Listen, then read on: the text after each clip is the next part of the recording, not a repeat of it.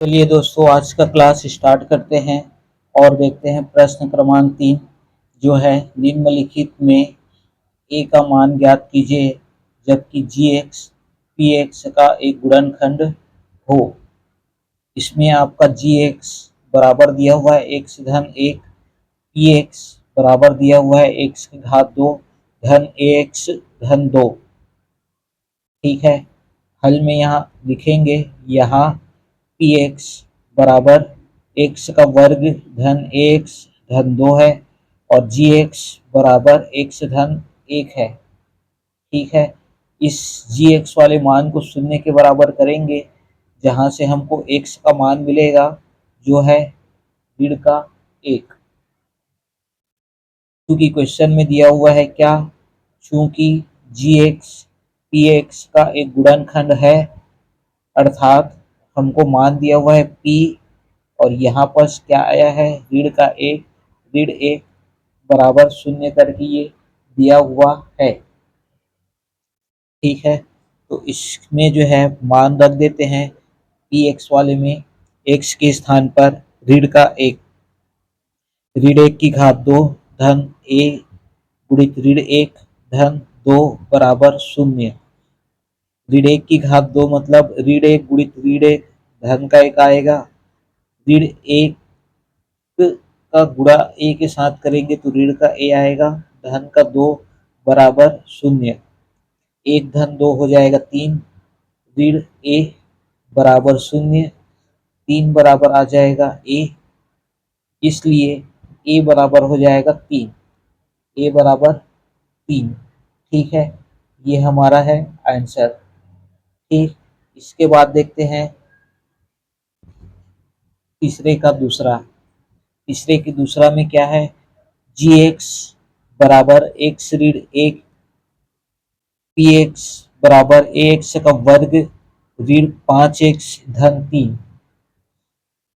हल में लिखेंगे, यहाँ पी एक्स बराबर ए एक्स की घात दो ऋण पाँच एक्स धन तीन और जी एक्स बराबर है एक्स ऋण एक। ठीक है,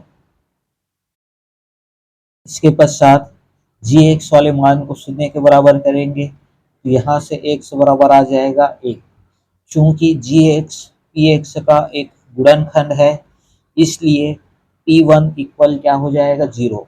वन क्यों आया, क्योंकि एक्स का मान यहाँ पर हमको मिला है एक, एक मिलेगा तो एक लेना है, ऋण एक मिलेगा तो ऋण एक लेना है, दो मिलेगा तो दो लेना है। ठीक है, इसके बाद इस मान को जो है पी वाले में रख देना है, तो वो आपका था a x square minus five x plus three. X के स्थान पर एक रखेंगे, एक की घात दो हो जाएगा, ऋण पाँच गुणित एक धन तीन बराबर शून्य। ये आ जाएगा ए, एक की घात दो बराबर आएगा एक, पाँच गुणित एक बराबर पाँच धन तीन बराबर शून्य। ए का गुणा एक के साथ करेंगे तो ए आ जाएगा ऋण पाँच और धन तीन। एक पद ऋण का है, दूसरा पद धन का है, हमेशा घटेगा। चिन्ह बड़ी संख्या का आएगा, बड़ी संख्या यहाँ पर पाँच है, उसका चिन्ह ऋण का है तो ऋण का आएगा, तो ऋण दो हो गया बराबर शून्य। इसलिए ए बराबर आ जाएगा दो, ए बराबर आ जाएगा दो और ये है हमारा आंसर। ठीक है, ये था आपका प्रश्न क्रमांक दो, तीसरे का दूसरा। अब देखते हैं तीसरे का तीसरा।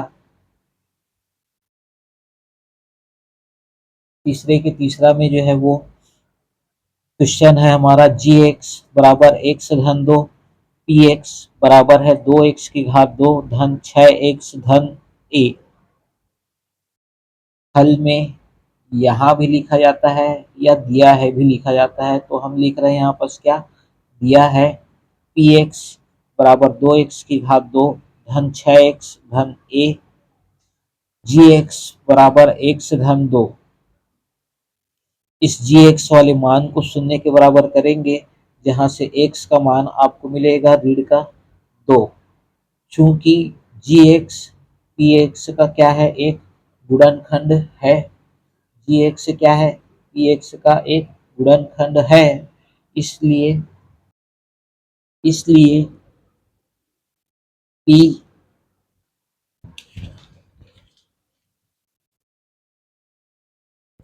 ऋण 2 बराबर आ जाएगा 0। पी वाले में x के स्थान पर ऋण 2 रख देते हैं, ये आ जाएगा आपका 2 ऋण 2 की घात 2 धन 6 गुणित ऋण का 2 धन a बराबर 0। तो ये हमारा मान मिलेगा 2। ऋण वाले पद का घात अगर सम संख्या रहे, ऋण वाले पद का घात अगर सम संख्या रहे तो ये आपका किस पे आता है, धनात्मक आता है, तो धन का आएगा मान। और 2 की घात 2 मतलब ये हो जाएगा 4। 6 का घात गुणा जो है ऋण 2 के साथ करेंगे, ये आ जाएगा ऋण 12 धन a बराबर 0। यहाँ आ जाएगा 4 दूनी 8 ऋण 12 धन a बराबर 0। 8 में जो है 12 घटाएंगे तो आ जाएगा ऋण 4 धन a बराबर 0। तो यहाँ पर हमको a बराबर मान मिलेगा धन का 4, और ये हमारा क्या है, आंसर है। ठीक है, ये हमारा क्या था, आंसर था। तो इस तरह से प्रश्नों को हल करना है। इस प्रकार तीसरे का तीसरा क्वेश्चन ये हल हो चुका है। अब देखते हैं तीसरे का चौथा। चलिए देखते हैं तीसरे का चौथा, जो कि है यदि जी टी पी टी का एक गुणनखंड हो तो। यहाँ पर प्रश्न गलत दिया हुआ है, पुस्तक में छपा हुआ है टी का मान ज्ञात कीजिए, जबकि वो है क्या, ए का मान ज्ञात कीजिए है। ठीक है, उसको सुधार लेंगे।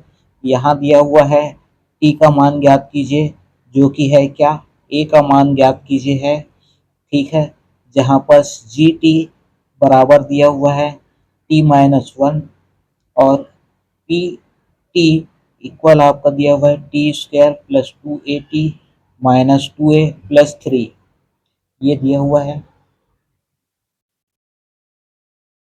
तो इसको जो है हल करते हैं।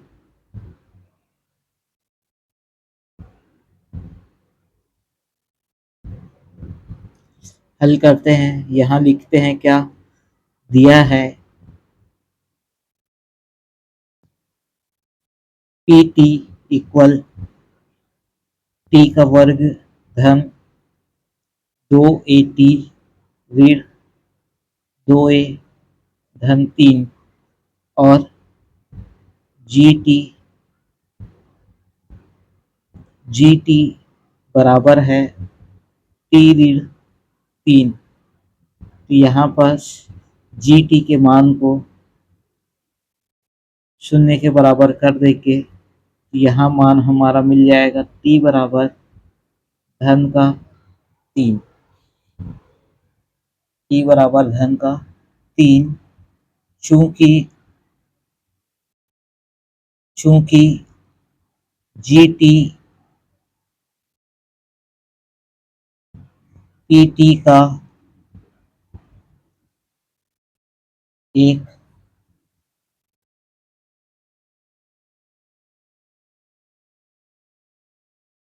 गुणनखंड है,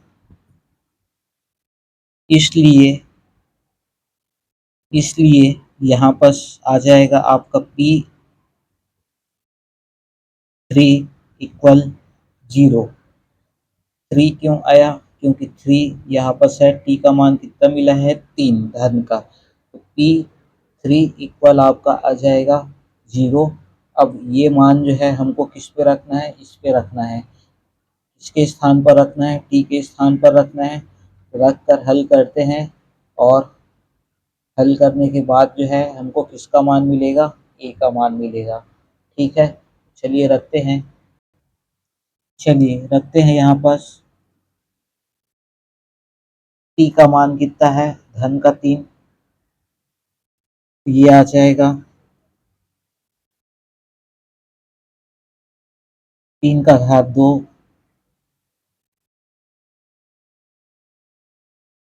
धन 2a गुणित 3 ऋण 2a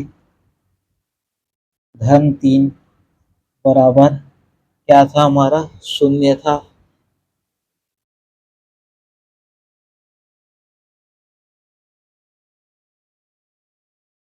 तीन की घात 2 बराबर आ जाएगा 9, 3 दूनी ये हो जाएगा आपका 6a ऋण 2a धन 3 बराबर 0। 9 धन 3 ये हो जाएगा 12, 6 में 2 घटा देंगे तो ये आ जाएगा आपका 4a बराबर 0। 4a बराबर ये हो जाएगा ऋण का 12, तो a बराबर आ जाएगा ऋण 12 बटे कितना 4, क्योंकि इधर गुणा में है, इस साइड आएगा तो भाग में बदल जाएगा। 4 एकम 4, 4 तिया 12, इसलिए a बराबर हमारा मान मिल जाएगा ऋण का 3, और यही हमारा क्या है, आंसर है।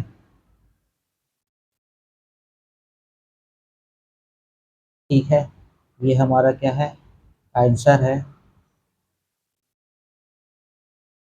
इसके बाद जो है प्रश्न क्रमांक 3 का 5वां देखते हैं। चलिए देखते हैं प्रश्न क्रमांक 3 का 5वां। यदि जी वाई पी वाई का एक गुणनखंड हो तो y का मान ज्ञात कीजिए दिया हुआ है। y नहीं है, वो क्या है, a है, तो a का मान ज्ञात कीजिए। जबकि क्या चीज दिया गया है, जी वाई बराबर दिया है y+5 y धन 5, पी वाई बराबर क्या दिया हुआ है, y का वर्ग ऋण 2y धन a, ये आपको दिया गया है। ठीक है, तो चलिए इसको हल करते हैं।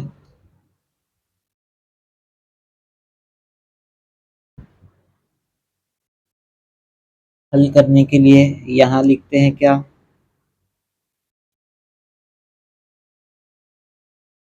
दिया है,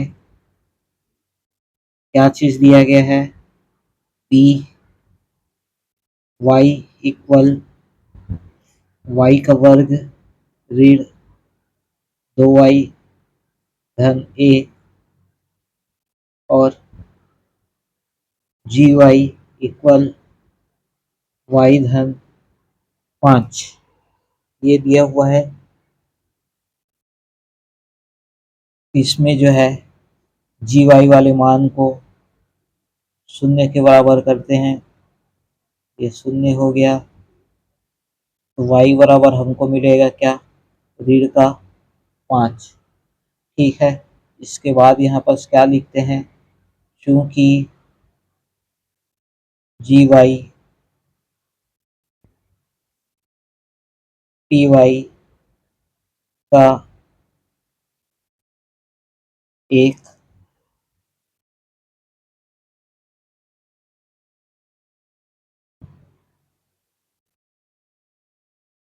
गुणनखंड है, इसलिए इसलिए ये हो जाएगा p ऋण 5 बराबर आ जाएगा क्या, शून्य। p ऋण 5 बराबर हो जाएगा शून्य। अब इस मान को रखेंगे किस पे, पी वाई वाले में, किसके स्थान पर, y के स्थान पर। ठीक है, तो चलिए रखते हैं, चलिए रखते हैं यहाँ पर मान को, ये हो जाएगा ऋण 5 की घात 2 ऋण 2 गुणित ऋण 5 धन a बराबर शून्य।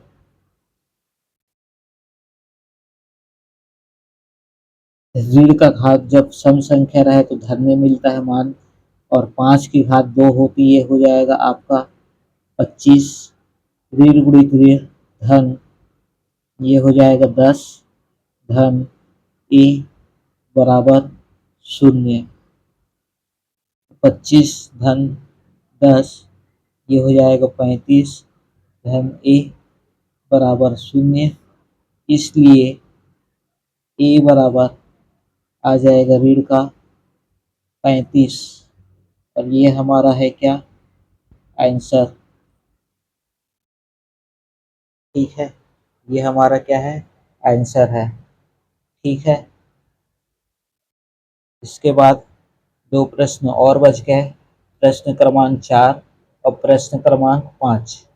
तो प्रश्न क्रमांक 4 हम बता देते हैं, ठीक वैसे ही आपको बनाना है प्रश्न क्रमांक 5 को। ठीक है, तो प्रश्न क्रमांक 4 का हल कैसे किया जाएगा वो हम बता देते हैं। प्रश्न क्रमांक 5 जो है वो आपको हल करना है, सेम आपको हल करना है, जैसा जैसा मान दिया गया है सेम टू सेम वैसे ही आपको हल करना है। ठीक है, तो चलिए देखते हैं प्रश्न क्रमांक 4। चलिए देखते हैं प्रश्न क्रमांक 4। प्रश्न क्रमांक 4 है, जब किसी बहुपद px को x के वर्ग ऋण 9 से भाग दिया जाता है तब 3x धन 2 शेषफल है। जब इसी बहुपद को x ऋण 3 से भाग दिया जाए तब शेषफल क्या होगा, ये हमको ज्ञात करना है। ठीक है, तो यहाँ पर क्या क्या चीज़ें हैं, हल करेंगे। यहाँ जो है दो चीज़ें हैं जो दिया गया है, एक है भाज्य जो है आपका fx, ठीक है, और भाजक,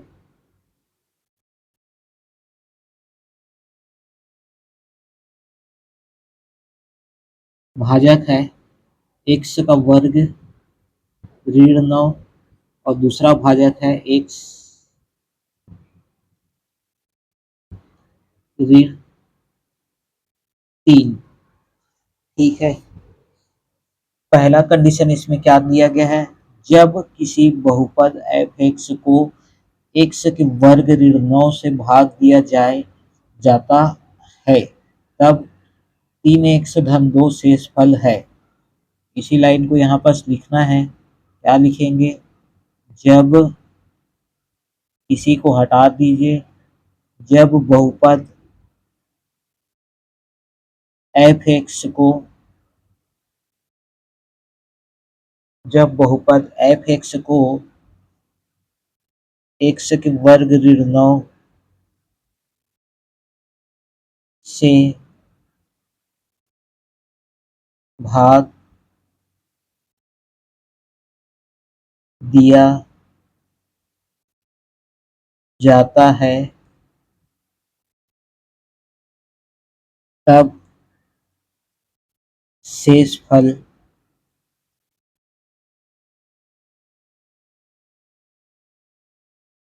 3x धन 2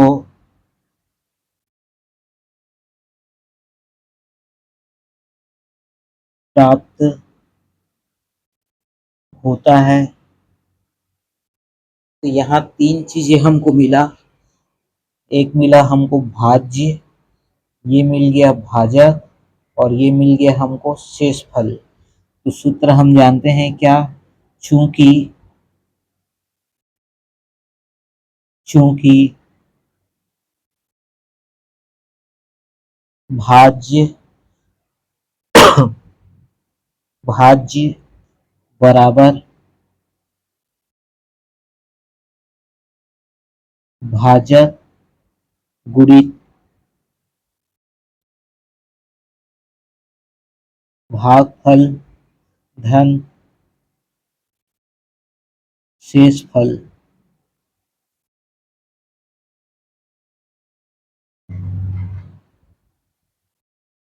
यहाँ मान रख देते हैं, भाज्य का मान है fx भाजक का मान है x का वर्ग ऋण 9।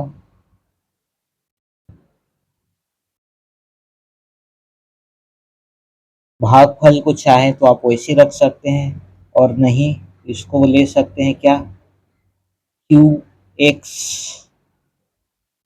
और शेष फल है हमारा 3x धन 2।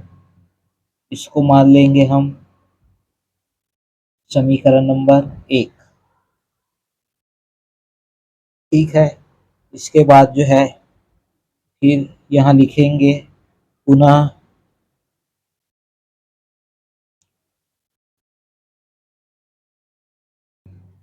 चूंकि f(x)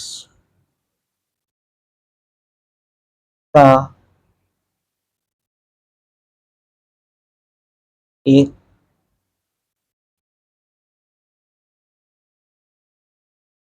और भाजक क्या है, x ऋण 3।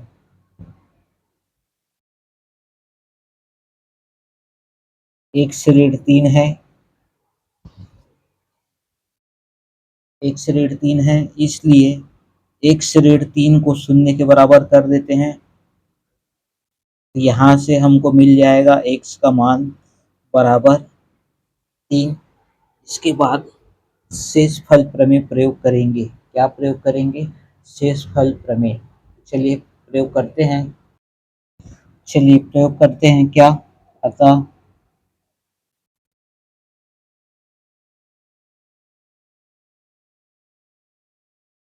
शेष फल प्रमेय से शेष फल प्रमेय से शेष फल बराबर पी नहीं एफ, और यहाँ हमको मान मिला है क्या, एफ, और एक्स का मान मिला था हमको 3, तो रख देंगे 3। ठीक है, अब ये मान रखेंगे हम कहाँ पर, समीकरण नंबर 1 पे। कहाँ रखेंगे, समीकरण नंबर 1 में, जो है हमारा x का वर्ग ऋण 9, ये हो जाएगा 3 की घात 2 ऋण 9 गुणित qx, ये हो जाएगा q3 धन 3x, मतलब 3 गुणित 3 धन 2। इसको हल करते हैं तो 3 का वर्ग हो जाएगा 9 ऋण 9, और ये आपका आ जाएगा q3 धन 3 या 9 धन 2। ये आपका मान आ जाएगा 0 गुणित q3 धन, ये आ जाएगा 11,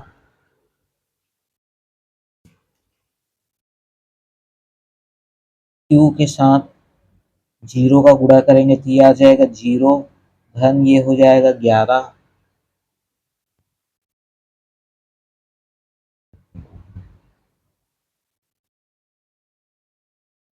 11, और 0 धन 11 करेंगे तो ये आ जाएगा आपका 11। ठीक है, शेष फल क्या मिल जाएगा हमको, 11। यहाँ पर लिखेंगे अतः जब f(x) को x-3 से भाग दिया जाता है या जाए, भाग दिया जाता है, भाग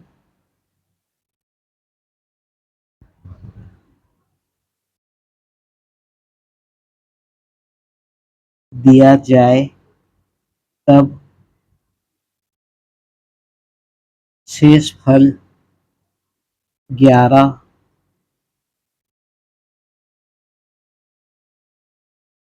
प्राप्त होगा। ठीक है, और ये हमारा क्या है, आंसर। ठीक है, ये हमारा क्या है, आंसर है। चलिए प्रश्न क्रमांक 5 को भी बता देते हैं। ठीक है, उसका आप और अच्छे से प्रैक्टिस कर लेना। हम प्रश्न क्रमांक 5 को बता देते हैं। चलिए तो देखते हैं प्रश्न क्रमांक 5। चलिए देखते हैं प्रश्न क्रमांक 5 का हल। यहाँ पर क्या क्या चीजें दिया गया है। यहाँ दिया गया है भाज्य बराबर एफ एक्स तथा भाजक 2 है, बराबर है एक्स का वर्ग ऋण 16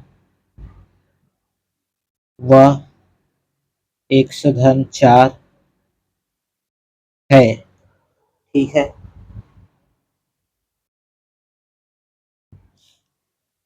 जब जब एफ एक्स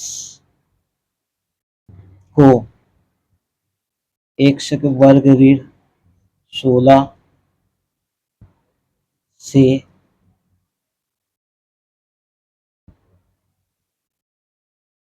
भाग दिया जाता है,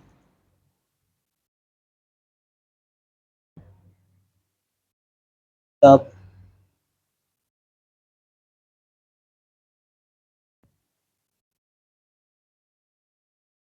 शेष फल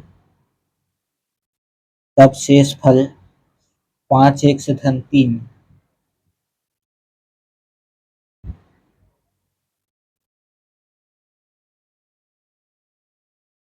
प्राप्त होता है। ठीक है, 5 एक्स धन 3 प्राप्त होता है।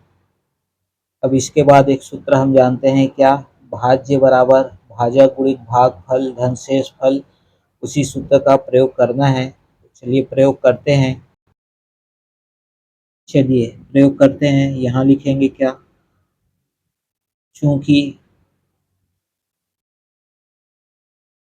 भाज्य बराबर भाजक गुणित भागफल धन शेष फल, इस पे मान रख देते हैं। भाज्य का मान है एफ एक्स, भाजक का मान है एक्स का वर्ग ऋण 16, भागफल को मान लेते हैं क्या, क्यू एक्स, और शेष फल आया है हमारा, शेष फल दिया हुआ है 5 एक्स धन 3, 5 एक्स धन 3। इसको मान लेते हैं क्या, समीकरण नंबर 1।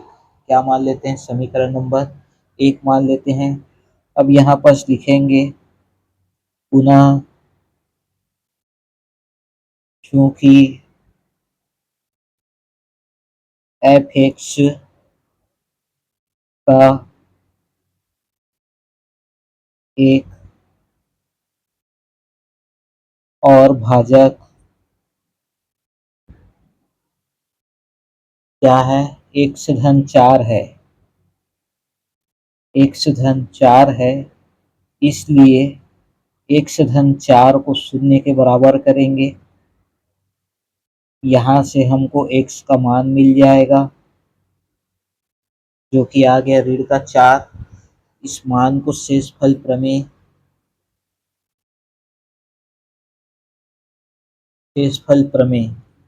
का प्रयोग करेंगे। अब शेषफल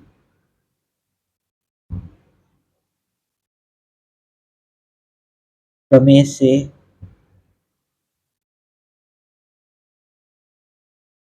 शेषफल बराबर एफ ऋण 4। एफ वाले में मान रख देते हैं। एफ वाला मान ये दिख रहा है आपको, क्या है, एक्स का वर्ग है 16 गुणित क्यू एक्स धन 5 एक्स धन 3, इसमें मान रख देते हैं। तो मान को रखते हैं यहाँ पर, यहाँ रख देंगे 4 की घात ऋण 4 की घात 2 ऋण 16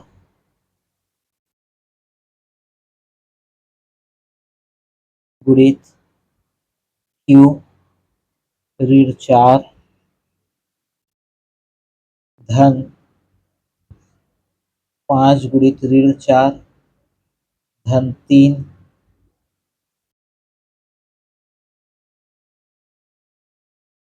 ऋण 4 का घात जो है वो 2 है, जो कि सम संख्या है, इसलिए मान धनात्मक आएगा। 4 की घात 2 मतलब ये हो जाएगा 16 ऋण का 16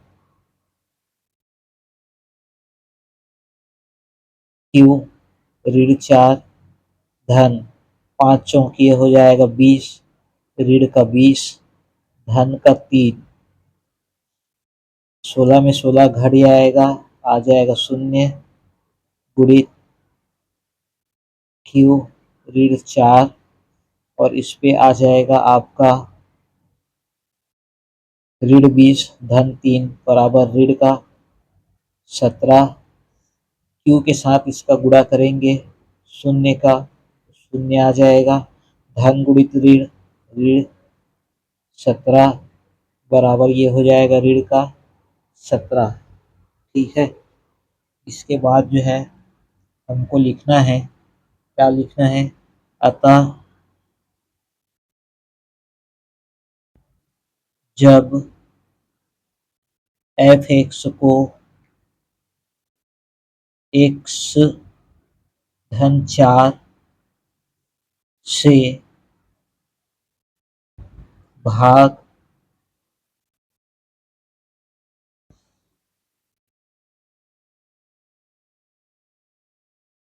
दिया जाए, भाग दिया जाए तब शेष फल ऋण का 17 प्राप्त होगा। ठीक है, और ये हो जाएगा इसका आंसर। ठीक है, ये हो जाएगा इसका आंसर। तो ठीक है दोस्तों, आज की क्लास के लिए बस इतना ही। मिलते हैं अगले क्लास में। यदि आपको हमारा यह वीडियो अच्छा लगा हो तो चैनल को लाइक, शेयर, सब्सक्राइब ज़रूर करें और बेल आइकन बटन को ज़रूर प्रेस करें, ताकि आपको हमारा आने वाला वीडियो तुरंत प्राप्त हो और आपकी तैयारी ज़बरदस्त तरीके से चले। साथ ही साथ इस वीडियो को उन विद्यार्थियों तक ज़रूर पहुंचाएं जिनके पास महंगे कोचिंग सेंटर के लिए फीस देने के लिए नहीं है, उनके पास अवश्य पहुंचाएं। साथ ही साथ खुद भी इस चैनल का भरपूर लाभ उठाएं और बोर्ड एग्ज़ाम 2026-27 में 75 में 75 अंक प्राप्त करने के लिए मेहनत करते रहें और प्राप्त भी करें। ठीक है, ऐसा हमारा लक्ष्य है और इस लक्ष्य को प्राप्त करना ही है दोस्तों। इसमें आपका साथ बहुत ज़रूरी है। यदि आप हमारे क्लास में लगातार जुड़े रहेंगे तो ये निश्चित है कि आप 75 में 75 अंक ज़रूर लाएंगे। ठीक है, आपका एक भी नंबर कहीं भी कोई भी टीचर्स नहीं काट सकता, ये हमारी गारंटी है। और ऐसा जो है हम ये पहली बार नहीं बोल रहे हैं, ये हमारा 15 सालों का अनुभव है। पिछले 3-4 वर्षों में कई विद्यार्थियों का 100 में 100 100 में 95, 96, 97, 98, 99 यहाँ तक आया हुआ है। 12वीं में भी आपका 100 में 98, 97 यहाँ तक के अंक आए हैं। 3 विद्यार्थियों का 12वीं में 100 में 100 अंक प्राप्त किए हुए हैं। तो आप भी 75 में 75 लाकर 100% मार्क्स ला सकते हैं रिटर्न में। ठीक है, तो इसके लिए आप भरपूर मेहनत कीजिए दोस्तों, अपना एक भी पल बेकार मत गवाइए, पूरा समय पढ़ाई पर ध्यान दीजिए। ठीक है, मिलते हैं अगले क्लास में, तब तक के लिए